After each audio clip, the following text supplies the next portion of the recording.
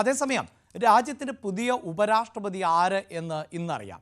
NDA സ്ഥാനാർത്ഥിയായി CP രാധാകൃഷ്ണനും India സഖ്യത്തിന്റെ സ്ഥാനാർത്ഥിയായി സുപ്രീം കോടതി മുൻ ജഡ്ജി B സുദർശൻ റെഡ്ഡിയുമാണ് മത്സര രംഗത്ത് ഉള്ളത്. വൈകിട്ട് വോട്ടെടുപ്പ് പൂർത്തിയായ ശേഷം വോട്ടെണ്ണലും നടക്കുന്നുണ്ട്.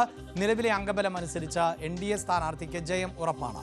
ER രാഗേഷ് ആണ് വാർത്തയുടെ വിശദാംശങ്ങളുമായി ചേരുന്നത്. രാഗേഷ്, ഏതാണ്ട് ഒരു 8 മണിയോടുകൂടി അടുത്ത ഉപരാഷ്ട്രപതി ആര് എന്നറിയാൻ സാധിക്കുമെന്നാണ് പൊതുവെ കണക്കാക്കപ്പെടുന്നത്. ഇതിൽ BRSും BJDയും വോട്ടെടുപ്പിൽ നിന്ന് വിട്ടുനിൽക്കും എന്നറിയിച്ചിട്ടുണ്ടല്ലോ. കാര്യമായൊരു ഭൂരിപക്ഷം ഇല്ലാതെയാകില്ലേ ഈ അടുത്ത ഉപരാഷ്ട്രപതി തെരഞ്ഞെടുക്കപ്പെടുക?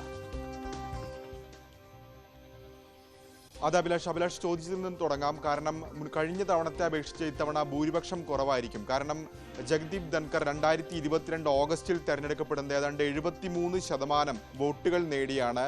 അതായത് പോൾ ചെയ്ത വോട്ടിൻ്റെ 73% അന്ന് ധൻകർക്ക് നേടാനായി. പക്ഷേ അത് കഴിഞ്ഞ 6 ഉപരാഷ്ട്രപതി തെരഞ്ഞെടുപ്പിലെ കണക്കുകൂട്ടുമ്പോൾ ഏറ്റവും വലിയ ഭൂരിപക്ഷമായിരുന്നു. പക്ഷേ ഇത്തവണ അതല്ല സാഹചര്യം. 60%-ൽ താഴെയായിരിക്കാം ഒരുപക്ഷെ NDA സ്ഥാനാർത്ഥി CP രാധാകൃഷ്ണന്റെ ഭൂരിപക്ഷം. ഏതായാലും ആ പരമാവധി വോട്ടുകൾ ഉറപ്പിക്കാനുള്ള ശ്രമങ്ങൾ രണ്ട് കക്ഷികളും, ഇന്ത്യ സഖ്യവും ഒപ്പം തന്നെ NDAയും നടത്തുന്നുണ്ട്. ഏതായാലും CP രാധാകൃഷ്ണന് ജയം ഉറപ്പാണെന്ന കാര്യത്തിൽ സംശയമില്ല. കാരണം NDAക്ക് കൃത്യമായ ഭൂരിപക്ഷമുണ്ട്. 781 നിലവിലെ ഇലക്ടറൽ കോളേജ് എന്ന് പറയുന്നത്. അതായത് 239 അംഗങ്ങൾ രാജ്യസഭയിൽ, 542 അംഗങ്ങൾ ലോക്സഭയിൽ. ബംഗാളിലെ ഒരു സീറ്റ് ഒഴിച്ചു നിർത്തി കഴിഞ്ഞാൽ 542. അങ്ങനെ 781 പേരാണ് വോട്ട് രേഖപ്പെടുത്തുക. ഇതിൽ NDAക്ക് ഏതാണ്ട് 425 അംഗങ്ങളുണ്ട്. BJPക്ക് മാത്രമായി 342 അംഗങ്ങളുടെ പിന്തുണയുണ്ട്. മറുവശത്തേക്ക് വരുമ്പോൾ ഇന്ത്യ സഖ്യത്തിന് 324 MPമാരുടെ പിന്തുണയാണുള്ളത്. കോൺഗ്രസിന് മാത്രമായി 126 പേരുണ്ട്. ഏതായാലും നിലവിലെ കണക്കുകൾ പ്രകാരം CP രാധാകൃഷ്ണനോ അല്ലെങ്കിൽ സുദർശൻ റെഡ്ഡിക്കോ ജയിക്കാൻ വേണ്ട വോട്ടുകൾ എന്ന് പറയുന്നത് 391. പക്ഷേ 3 പാർട്ടികൾ ഈ വോട്ടെടുപ്പിൽ പങ്കെടുക്കില്ല എന്ന് അറിയിച്ചിട്ടുണ്ട്. അത് ഒന്ന് BRS ആണ്, മറ്റൊന്ന് BJD ആണ്. കൂടാതെ ശിരോമണി അകാലിദളും വോട്ടെടുപ്പിൽ പങ്കെടുക്കില്ല, ബഹിഷ്കരിക്കുമെന്ന് പ്രഖ്യാപിച്ചിരിക്കുകയാണ്. ഇത് 3 പാർട്ടികളും 3 കാരണങ്ങളാണ് ചൂണ്ടിക്കാണിച്ചിരിക്കുന്നത്. ബിജു ജനതാദൾ ഒഡീഷയിലെ പ്രധാനപ്പെട്ട രാഷ്ട്രീയ കക്ഷിയാണ്. കഴിഞ്ഞ കുറേ വർഷങ്ങളായി ഒഡീഷ ഭരിക്കുന്ന പാർട്ടിയാണ്. പക്ഷേ ലോക്സഭാ തെരഞ്ഞെടുപ്പിനൊപ്പം നടക്കുന്ന നിയമസഭാ തെരഞ്ഞെടുപ്പിൽ അവിടെ അവർക്ക് ഭരണം നഷ്ടപ്പെട്ടു. എങ്കിൽ പോലും NDAക്ക് എതിരായൊരു നിലപാടല്ല അവർ ഉപരാഷ്ട്രപതി തെരഞ്ഞെടുപ്പിൽ സ്വീകരിച്ചിരിക്കുന്നത്. മറിച്ച് അവർ ചൂണ്ടിക്കാണിക്കുന്ന പ്രധാനപ്പെട്ട കാര്യം ഒഡീഷയുടെ ക്ഷേമമാണ് ബിജു ജനതാദൾ മുന്നോട്ട് വയ്ക്കുന്നത്. അതുകൊണ്ട് തന്നെ ഈ വോട്ടെടുപ്പിൽ പങ്കെടുക്കാനില്ല എന്ന നിലപാടിലേക്ക് ബിജു ജനതാദൾ കടക്കുകയാണ്.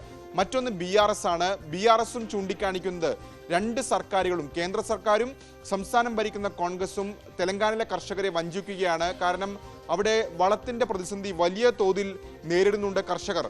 അവർക്ക് അനുകൂലമായ നിലപാട് 2 സർക്കാരുകളും സ്വീകരിക്കുന്നില്ല. ഒരുപക്ഷെ നോട്ട ഉണ്ടായിരുന്നെങ്കിൽ ഞങ്ങൾ വോട്ട് ചെയ്യുമായിരുന്നു എന്നാണ് ഈ കക്ഷികൾ പറയുന്നത്. ബിജു ജനതാദളിന് 7 അംഗങ്ങളുണ്ട്, BRSന് 4 അംഗങ്ങളാണുള്ളത്. അപ്പോൾ 11 പേരുടെ വോട്ടുകൾ അവർ വിട്ടുനിൽക്കുകയാണ്. സ്വാഭാവികമായും അത് NDAക്ക് അനുകൂലമാണ് എന്ന് തന്നെ പറയേണ്ടി വരും. കാരണം അവർ കേന്ദ്രത്തിൽ ഒപ്പം നിൽക്കുന്ന അല്ലെങ്കിൽ NDAക്ക് ഒപ്പം നിൽക്കുന്ന പാർട്ടികളല്ല. പക്ഷേ ഈ വിഷയത്തിൽ അവർ വിട്ടുനിൽക്കാൻ സ്വീകരിക്കുന്ന നിലപാട് സ്വാഭാവികമായും CP രാധാകൃഷ്ണൻ അനുകൂലമാണെന്ന് തന്നെ പറയാം. മറ്റൊരു കക്ഷി ശിരോമണി അകാലിദളാണ്. അവർക്ക് 1 അംഗം മാത്രമാണുള്ളത്.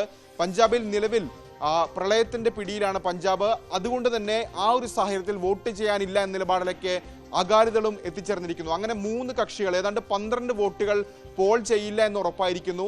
ഏതായാലും മോക്ക് പോളുകൾ അടക്കം നടത്തിക്കൊണ്ട് പരമാവധി വോട്ടുകൾ നഷ്ടപ്പെടാതിരിക്കാനുള്ള ശ്രമങ്ങൾ 2 കക്ഷികളും നടത്തുന്നുണ്ട്.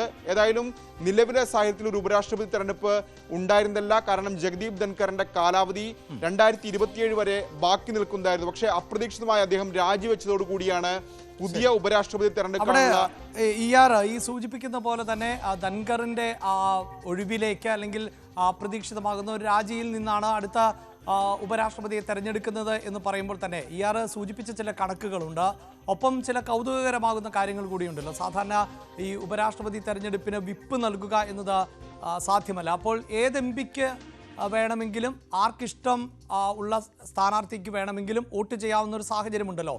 ഈ രണ്ട് പക്ഷത്തും, അതായത് ഇപ്പോൾ ബി ജെ പിയിലുമാകട്ടെ കോൺഗ്രസിലുമാകട്ടെ ഇടഞ്ഞു നിൽക്കുന്ന ചില എം പിമാരുണ്ടല്ലോ, അതിൽ എളുപ്പത്തിൽ മനസ്സിലാക്കാൻ, പ്രേക്ഷകർക്ക് എളുപ്പത്തിൽ മനസ്സിലാക്കാൻ പറ്റുന്ന ഒരു പേര് ശശി തരൂരിൻ്റെതാണ്. ഇപ്പോൾ ശശി തരൂർ കോൺഗ്രസിൻ്റെ എം പി ആണ് എന്ന് പറയുമ്പോൾ പോലും ബി ജെ പിയുടെ ചില നയങ്ങളോട്, ബി ജെ പി പ്രത്യേകിച്ച് നരേന്ദ്രമോദി സ്വീകരിക്കുന്ന നയങ്ങളോടൊക്കെ ഇപ്പോൾ യോജിപ്പ് പുലർത്തുന്ന സാഹചര്യം ഉണ്ടാകുന്നു, പ്രത്യേകിച്ച് ഓപ്പറേഷൻ സിന്ദൂറിനൊക്കെ ശേഷം.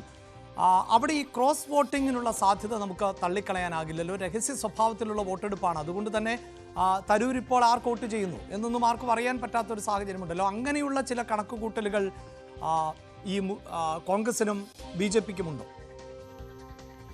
അതെ അഭിലാഷ്, അങ്ങനെ ചില കണക്കൂട്ടുകളുണ്ട്. സ്ഥാനാർത്ഥി പ്രഖ്യാപനത്തിൽ പോലും അത് പ്രകടമായിരുന്നു. കാരണം CP രാധാകൃഷ്ണൻ എന്ന പേരിലേക്ക് എത്തുമ്പോൾ അതൊന്ന് RSS പശ്ചാത്തലമുള്ള നേതാവ്, BJP നേതാവ് എന്നതിനേക്കാൾ ഉപരിയായി തമിഴ്നാട്ടിൽ നിന്നുള്ള നേതാവിനെയാണ് CP രാധാകൃഷ്ണനിലൂടെ BJP മുന്നോട്ട് വെച്ചത്. ഒന്ന്, ദക്ഷിണേന്ത്യ BJP ലക്ഷ്യം വെക്കുന്നു. രണ്ടാമതായി ഒരു ഹാർഡ് കോർ നേതാവിനെ കൂടി കൊണ്ടുവരുന്നത് എന്നതിനപ്പുറത്തേക്ക് തമിഴ്നാട്ടിൽ നിന്നുള്ള രാഷ്ട്രീയ നേതാവിനെ കൊണ്ടുവരുമ്പോൾ DMK-യുടെ നിലപാട് എന്താകുമെന്ന ചോദ്യമൊക്കെ തന്നെ ആദ്യഘട്ടത്തിൽ ഉയർന്നിരുന്നു. പക്ഷേ DMK വ്യക്തമാക്കിയ കാര്യം കേവലം തമിഴ്നാട്ടിൽ നിന്നുള്ള ആള് എന്നതിലുപരി ഇന്ത്യ സഖ്യത്തിനൊപ്പം നിൽക്കുന്ന നിലപാട് DMK പങ്കുവച്ചതാണ്. എങ്കിൽ പോലും ഈ തമിഴ്നാട്ടിൽ നിന്നുള്ള MP-മാരുടെ ചില വോട്ടുകളെങ്കിലും BJP പ്രതീക്ഷിച്ചുകൊണ്ട് തന്നെയാണ് ഇത്തരത്തിലുള്ള നീക്കം നടത്തിയത്.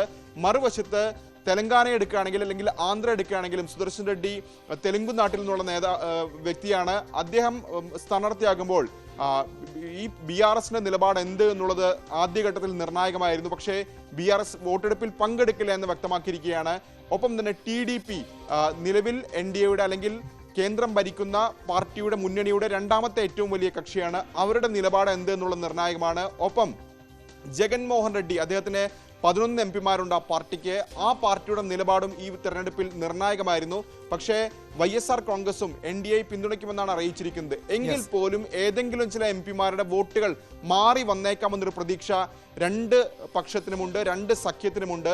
ഏതായാലും BJP-യുടെ അല്ലെങ്കിൽ NDA-യുടെ സ്ഥാനാർത്ഥി അടുത്ത ഉപരാഷ്ട്രപതിയായി തെരഞ്ഞെടുക്കപ്പെടുമെന്ന് ഏതാണ്ട് ഉറപ്പിക്കുമ്പോൾ തന്നെ സ്വന്തം അക്കൗണ്ടിലെ വോട്ടുകൾ പൂർണ്ണമായും ലഭിക്കുന്നുണ്ടോ, എതിർചേരിയിൽ നിന്നുള്ള വോട്ടുകൾ രണ്ടു വിഭാഗത്തിനും ലഭിക്കുമോ എന്നതൊക്കെയാണ് നിർണായകമാകാൻ പോകുന്നത്. അത് രാഷ്ട്രീയമായി കൂടി ഈ ഉപരാഷ്ട്രപതി തെരഞ്ഞെടുപ്പിനെ കുറച്ച് ചർച്ചകളിലേക്ക് നയിക്കാനുള്ള സാധ്യതയുണ്ട്. ഒരു പക്ഷേ വൈകിട്ട് ഒരു 8 മണിയോടുകൂടി പുതിയ ഉപരാഷ്ട്രപതി ആര്, അത് എത്ര വോട്ടിൻ്റെ ഭൂരിപക്ഷം എന്നതൊക്കെ നമുക്ക് അറിയാൻ സാധിക്കും.